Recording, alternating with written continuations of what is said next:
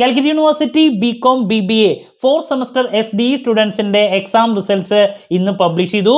റെഗുലറിൻ്റെ already publish ചെയ്ത് കഴിഞ്ഞിട്ടുണ്ടായിരുന്നതാണ്. നല്ല result തന്നെയായിരുന്നു. SDEയുടെ റിസൾട്ട് വന്നു. നല്ല മാർക്സ് ഒരുപാട് കുട്ടികൾക്ക് സ്കോർ ചെയ്യാൻ സാധിച്ചിട്ടുണ്ട്. ബട്ട് അതിൻ്റെ കൂടെ തന്നെ ഒരുപാട് കുട്ടികളുടെ ഭാഗത്ത് നിന്ന് വന്നിട്ടുള്ള ഒരു മെസ്സേജാണ്, ഒരു പേപ്പറിൽ വീണ്ടും പോയി, എസ്പെഷ്യലി QT പേപ്പർ, അതുപോലെ തന്നെ കോസ്റ്റ് അക്കൗണ്ടിങ് പേപ്പറിലൊക്കെ വീണ്ടും പോയി.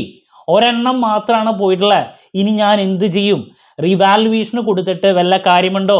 പാസ്സാകുമെന്ന് വിചാരിച്ച പേപ്പറിൽ പാസ്സായില്ല, തോൽക്കുമെന്ന് വിചാരിച്ച പേപ്പറിൽ പാസ്സായിട്ടുണ്ട്. അപ്പോൾ ഇങ്ങനെ ഒരുപാട് കൺഫ്യൂഷൻസ് കുട്ടികളുടെ ഭാഗത്ത് നിന്ന് വന്നിട്ടുണ്ട്, മെസ്സേജസ് വന്നിട്ടുണ്ട്. സോ അവർക്കുള്ള റിപ്ലൈ ആണ് നമ്മൾ ഈ ഒരു വീഡിയോയിൽ ഇൻക്ലൂഡ് ചെയ്തിട്ടുള്ളത്. This is Kiran CS. Once again welcome back to KCS classes.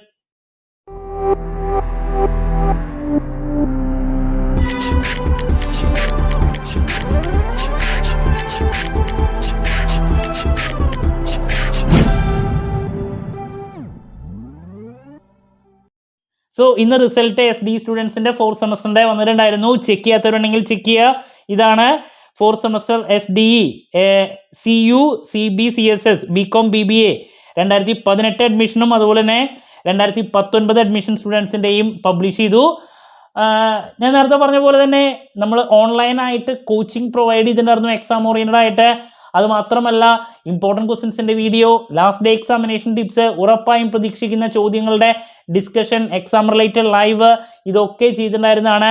വളരെ നല്ല സ്കോർ തന്നെയാണ് നമ്മുടെ കോച്ചിങ്ങിന് ജോയിൻ ചെയ്തിട്ടുള്ള കുട്ടികൾക്ക് കിട്ടിയിട്ടുള്ളത്. ദെൻ അതിൻ്റെ കൂടെ തന്നെ നമുക്ക് സെപ്പറേറ്റ് ആയിട്ടുള്ള നമ്മുടെ സബ്സ്ക്രൈബേഴ്സ് ആയിട്ടുള്ള കുട്ടികൾ പലരും വിചാരിക്കാണ്ട് പല പേപ്പറുകളിലും തോറ്റുപോയിട്ടുണ്ടെന്ന് പറഞ്ഞിട്ട് മെസ്സേജ് അയച്ചു. നെക്സ്റ്റ് എടുക്കേണ്ട സ്റ്റെപ്പ് എന്താണ്? മോഡറേഷൻ കിട്ടാൻ വല്ല സാധ്യതയുണ്ടോ? ഒരു പേപ്പർ മാത്രമാണ് പോയിട്ടുള്ളത്, റിവാലുവേഷന് കൊടുക്കണോ? റിവാലുവേഷന് കൊടുത്താൽ മാർക്ക് കൂടാൻ സാധ്യതയുണ്ടോ? പലരും പറയുന്നു കൊടുത്തിട്ട് ഒരു കാര്യമില്ല എന്നുള്ളത്. അപ്പോൾ നിങ്ങളുടെ അടുത്ത് പറയാനുള്ളത്, നിങ്ങൾ നല്ല രീതിയിൽ പ്രസൻറ്റ് ചെയ്തിട്ടുണ്ടെങ്കിൽ നെക്സ്റ്റ് നിർബന്ധമായും റിവാലുവേഷന് കൊടുത്തിരിക്കണം. റിവാലുവേഷന് കൊടുത്താൽ മാത്രമേ നമ്മുടെ മാർക്ക് കൂടാൻ സാധ്യതയുള്ളൂ. അവർ വീണ്ടും ആ പേപ്പർ വാല്യൂ ചെയ്ത് മാർക്ക് കൂടാനുള്ള സാധ്യതയുള്ളൂ. പല കുട്ടികളും കൊടുത്തിട്ട് കാര്യമില്ല അങ്ങനെ പറഞ്ഞിട്ട് ചെയ്യാതിരിക്കരുത്. നിങ്ങൾക്ക് കോൺഫിഡൻസ് ഉണ്ട്, നല്ല രീതിയിൽ എഴുതിയിട്ടുണ്ട് എങ്കിൽ നിർബന്ധമായും നിങ്ങൾ റിവാലുവേഷന് കൊടുത്തിരിക്കണം.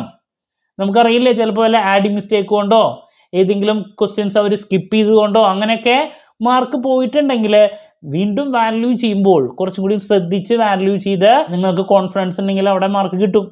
അപ്പോൾ പലരും പറയുന്നത് കേട്ടിട്ട് നിങ്ങളത് റിവാലുവേഷന് കൊടുക്കാതിരിക്കരുത്. ദെൻ മോഡറേഷൻ്റെ കേസൊന്നും നമുക്ക് പറയാൻ സാധിക്കില്ല.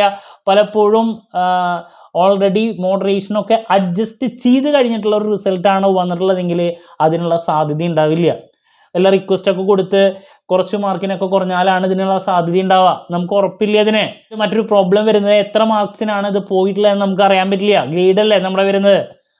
ഓക്കെ, അപ്പോൾ നിങ്ങളുടെ മുമ്പിലുള്ള നെക്സ്റ്റ് സ്റ്റെപ്പ് എന്ന് പറയുന്നത് നല്ല രീതിയിൽ എഴുതിയിട്ടുണ്ടെങ്കിൽ റിവാലുവേഷന് കൊടുക്കുക എന്നുള്ളത് തന്നെയാണ്.